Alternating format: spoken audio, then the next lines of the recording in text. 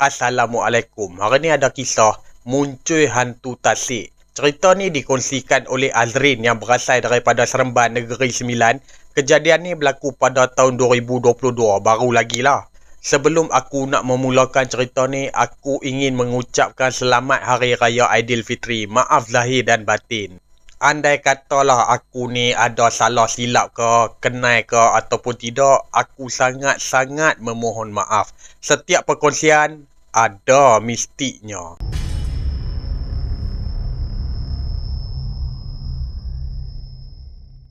Azrin dan juga kawannya iaitu si Imal dah lama terkurung di dalam waktu PKP. Lepas tu Imal ni ajaklah si Azrin pergi memancing. Azrin ni pun tanyalah kita ni nak pergi mengai dekat mana. Kata si Imal macam ni, aku try lah Ricky dekat mana-mana.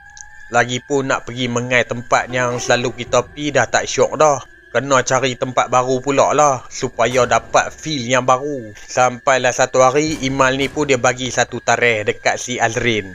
Okey Azrin, apa kata kita pergi dekat tempat ni sekian. Tempat yang Imal suggestkan tu, dia ni memang jauh lah daripada Seremban. Masih juga di dalam Negeri Sembilan. Dan Azrin ni pun tanyalah dekat si Imal, mana hang dapat pot tu? Kata si Imal, aku dapat tempat ni daripada kawan aku. Bila tiba di hari tersebut, maka Imal dan juga si Azrin ni pun pergilah memancing sesuai perjanjian antara Imal dan juga si Azrin.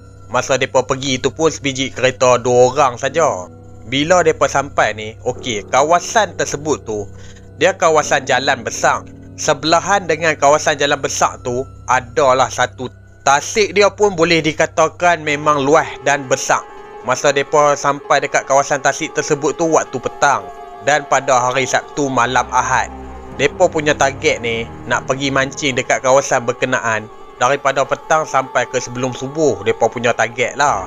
Jadi macam Imal dan juga si Azrin ni pun bawa keluar lah barang-barang mereka. Batang rut lah, lepas tu ada bok barang-barang untuk mancing. Lepas tu mereka ni pergilah dekat kawasan tebing tasik tersebut tu dan melakukan aktiviti mereka.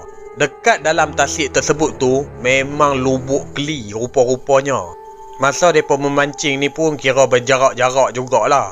Sampailah waktu malam, mereka mancing ni memang banyaklah hasil tangkapan. Setiap kali kalau hasil tangkapan mereka ni letaklah di dalam satu jaring, sedang duk kusyuk tengah memancing tu, tepat pukul 12 malam ada satu kemunculan.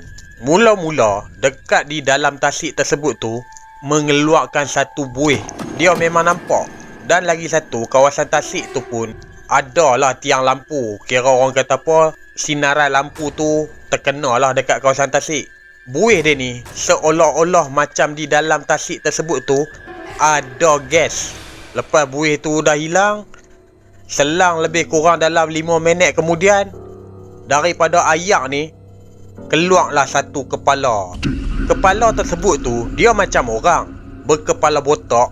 Tapi kalau daripada segi kulit dia ni penuh dengan sisik. Kata si Azrin lagi, mata makhluk tu hitam pekat. Cuma Azrin ketika tu dia nampak kepala sajalah. Dan Azrin ni pun panggil lah si Imal. Imal ni pun pergilah dekat si Azrin. Tak dan Imal ni nak tanya, Imal ni pun terpandanglah ke dalam tasik tersebut tu. Orang pertama yang lari iaitu si Imal. Bila Imal lari, yang si Azrin ni pun turutlah lari sekali. Masuk ke dalam kereta, baliklah ke Seremban. Hak barang-barang batang rut, lepas tu bok barang mancing tu dengan jaring hasil tangkapan depa tu pun depa biak je dekat kawasan tasik tu. Bila sampai dekat Seremban, masing-masing ni baliklah ke rumah masing-masing. Azrin ni pun dia ada abang. Dia pun tak biasa tengok benda-benda macam tu. Itulah pertama kalinya. Hak si Imal ni pula sound dekat kawan dia. Kita bubuh pilah kawan dia ni sebagai mat. Mat cadangan hang tu memang tak boleh pakai lah mat. Kawasan yang kami pi tu kawasan berantu mat. Kata si Mat dekat Imal. Ya je lah. Imal ni pun habak lah dekat si Mat. Mat, aku mengai Mat daripada petang sampai malam. Kami expect nak balik lah sebelum subuh. Tapi dah pukul 12 jumpa benda-benda macam tu, kami teruslah lari cabut. Mat ni dia cuba nak yakinkan dekat si Imal. Dia kata dekat Imal, sepanjang aku pergi mancing kat sana tak pernah pun aku jumpa benda-benda pelik ni. Imal ni pun tanyalah dekat si Mat, hang selalu pi mancing dekat sana tu waktu bila? Kata si Mat, aku selalu mancing waktu tengah hari sampai ke petang lah. Kata si Imal, waktu macam tu memang lah. Cuba pi mancing malam tengok. Suatu hari yang si Mat ni sungguh dia pergi mancing waktu malam. Dia nak tahu betul ke tak kata si Imal ni. Yang si Mat ni punya cerita pula, masa tu dia memang seorang je. Tebing tasik seberang sana tu, yang si Mat ni nampak terus dengan badan dan juga kepala habis. Benda tu berdiri betul-betul bersebelahan kawasan tebing.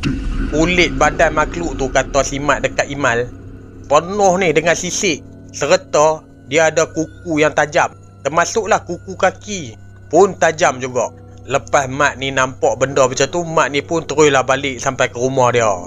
Lepas tu Imal ni pun cakap balik dekat si Mat, hang dah tahu dah kan, hang ingat aku muhung sangat kan? Semenjak daripada situ, depa ni tak berani lagi mancing di kawasan berkenaan. Okey, sampai di sini saja. InsyaAllah kita akan jumpa di next video. Assalamualaikum.